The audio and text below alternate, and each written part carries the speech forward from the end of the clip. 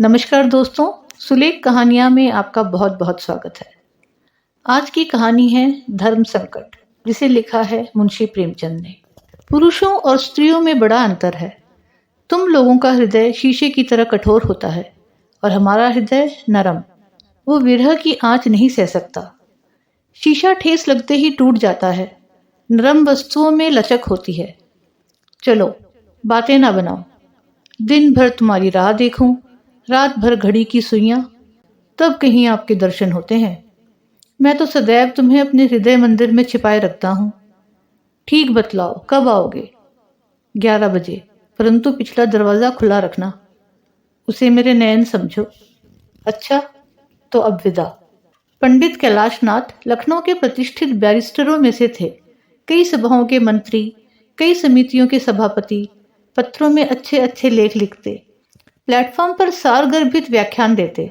पहले पहले जब वो यूरोप से लौटे थे तो ये उत्साह अपनी पूरी उमंग पर था, पर ज्यों ज्यों बैरिस्ट्री चमकने लगी, इस उत्साह में कमी आने लगी। और ये ठीक भी था, क्योंकि अब बेकार ना थे जो बेगार करते। हाँ, क्रिकेट का शौक अब ज्यों का त्यों बना था। वो कैसर क्लब के संस्थापक और क्रिकेट के प्रसिद्ध खिलाड़ी थे।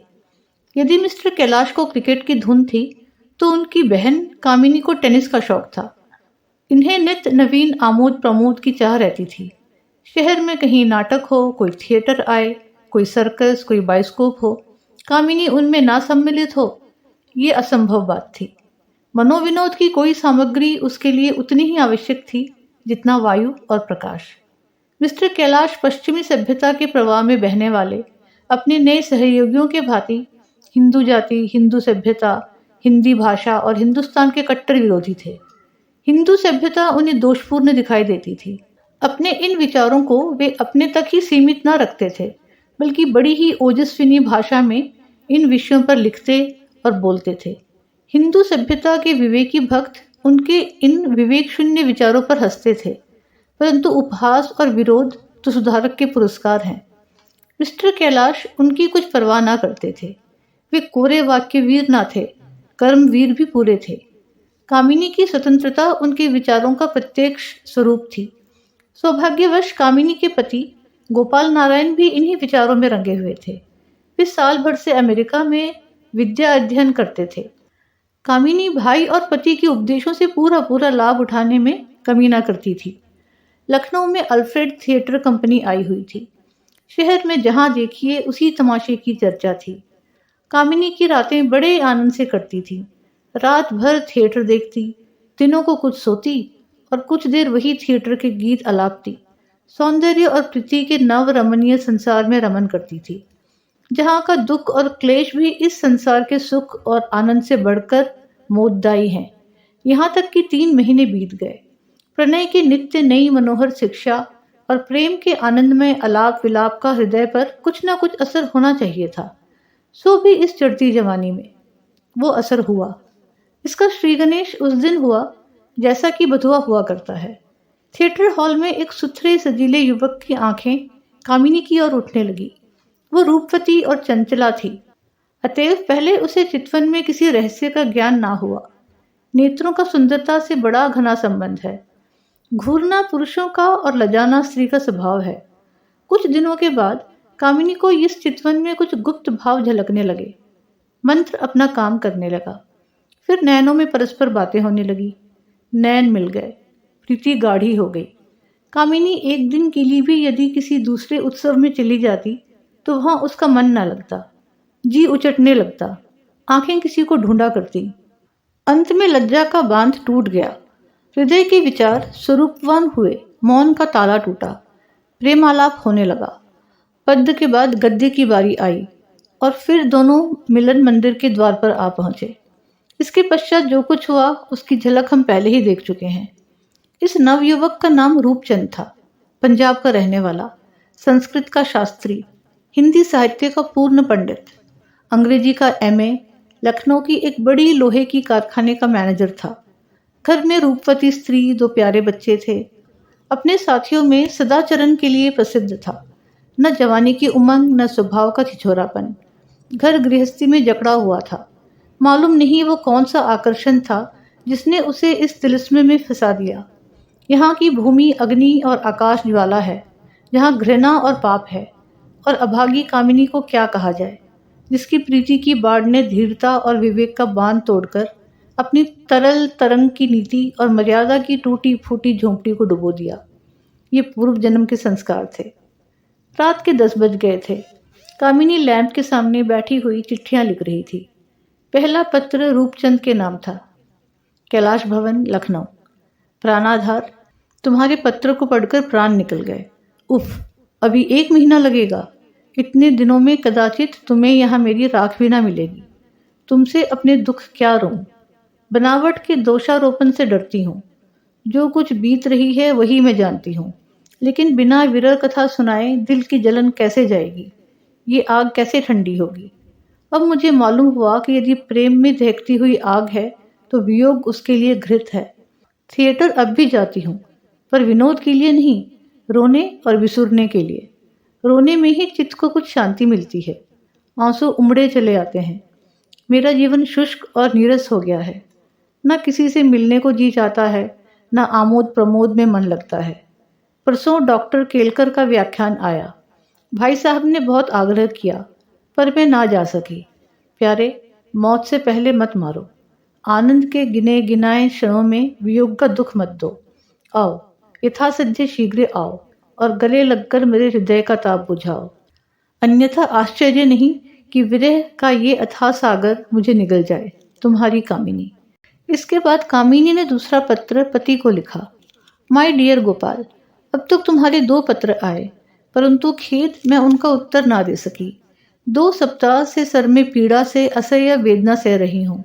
किसी भांति चित्त को शांति नहीं मिलती है, पर अब कुछ स्वस्थ हूँ। कुछ चिंता मत करना।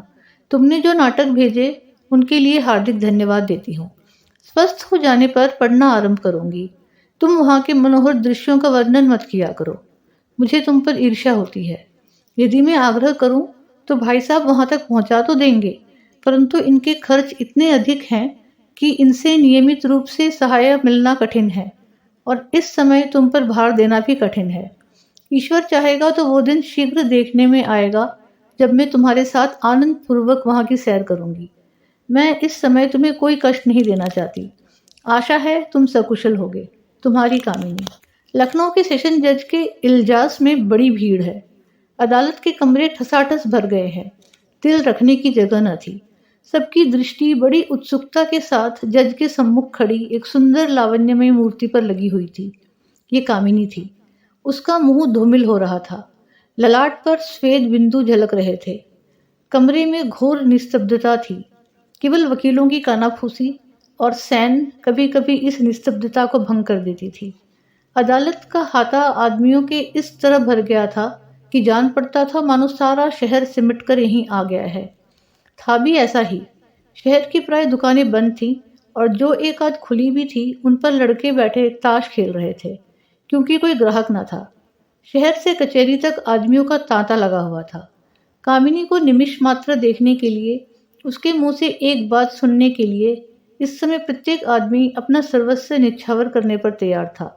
वे लोग जो कभी पंडित दाता दयाल शर्मा जैसे प्रभावशाली वक्ता की वक्तृता सुनने के लिए घर से बाहर नहीं निकलते, वो जिन्होंने नौजवान मनचले बेटों को अल्फ्रेड थिएटर में जाने की आज्ञा नहीं दी, वे एकांत प्रिय जिन्हें वायसरॉय के शुभागमन तक की खबर न हुई थी, वे शांति के उपासक जो मुहर्रम की चहल पहल देखने को भी अपनी कुटिया से बाहर न निकलते थे, वे सभी आज गिरते पड़ते उठते बैठते कचहरी की ओर दौड़े जा रहे थे। बेचारी स्त्रियां अपने भाग्यों को कोसती हुई अपनी अपनी अटारियों पर चढ़कर विवशतापूर्ण उत्सुक दृष्टि से उस तरफ ताक रही थी जिधर उनके विचार से कचहरी थी, पर उनकी गरीब आंखें निर्दय अट्टालिकाओं की दीवारों से टकराकर लौट आती थी। ये सब कुछ इसलिए हो रहा था कि आज अदालत में एक बड़ा मनोहर अद्भुत अभिनय होने वाला था, जिस पर अल्फ्रेड थिएटर के हजारों अभिनय बलिदान थे। आज एक गुप्त रहस्य खुलने वाला था जो अंधेरे में राई है पर प्रकाश में पर्वताकार हो जाता है। इस घटना के संबंध में लोग टीका टिप्पणी कर रहे थे। कोई कहता था ये असंभव है कि रूपचंद जैसे शिक्षित व्यक्ति ऐसा दूषित कर्म करे।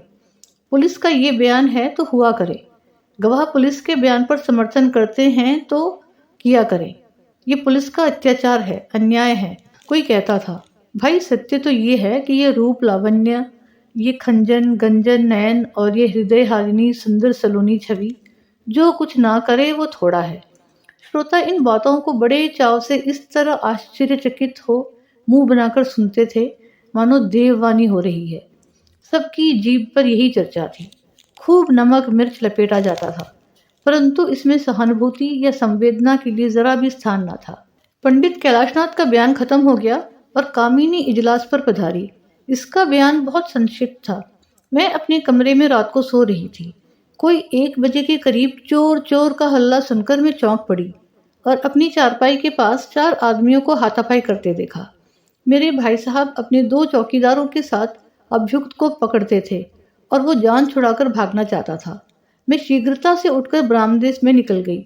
इसके बाद मैंने चौकीदारों को अपराधी के साथ पुलिस स्टेशन की ओर आते देखा। रूपचंद ने कामिनी का बयान और एक ठंडी सांस ली। नेत्रों के आगे से पर्दा हट गया। कामिनी, तू ऐसी कृतघ्न, ऐसी अन्यायी, ऐसी पिशाचिनी, ऐसी दुरात्मा है। क्या तेरी वो प्रीति, वो विरह वेदना, वो प्रेमादार सब धोखा था?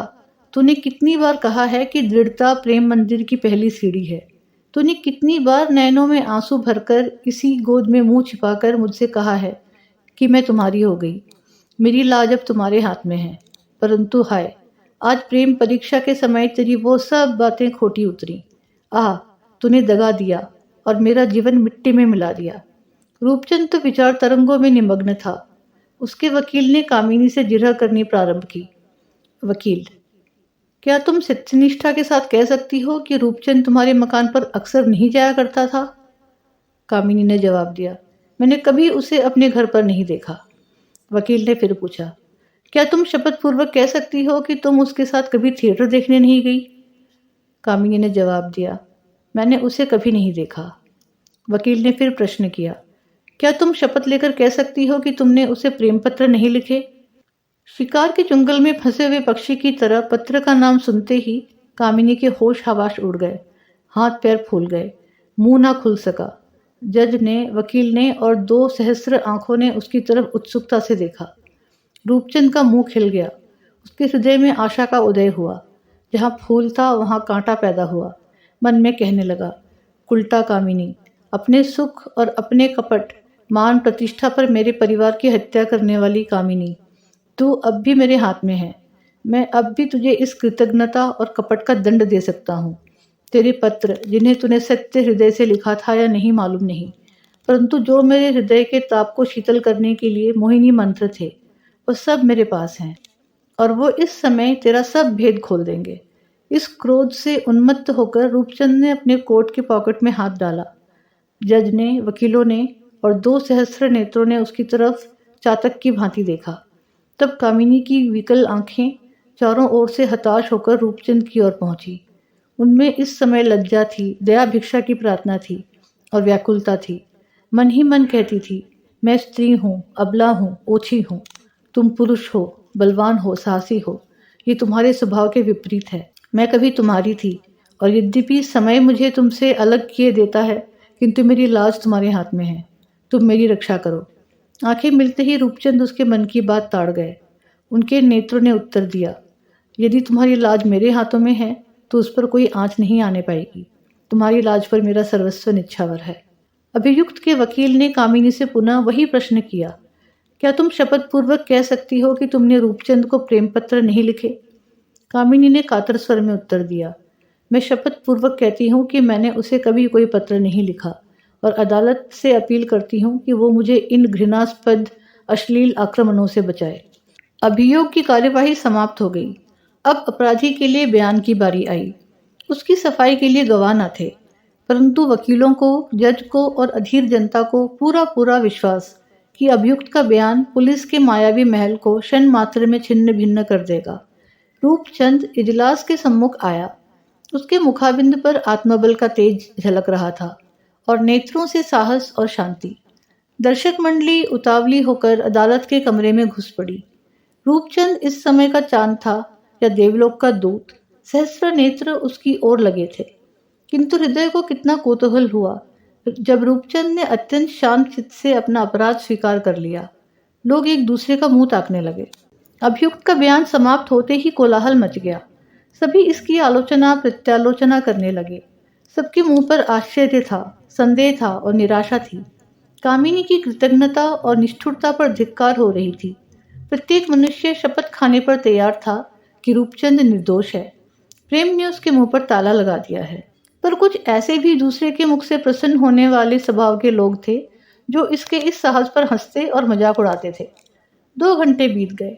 अदालत में पुनः एक बार शांति का राज्य हुआ। जज साहब फैसला सुनाने के लिए खड़े हुए। फैसला बहुत संक्षिप्त था। अभियुक्त जवान है, शिक्षित है और सभ्य है, अतएव आंखों का अंधा। इस शिक्षाप्रद दंड देना आवश्यक है।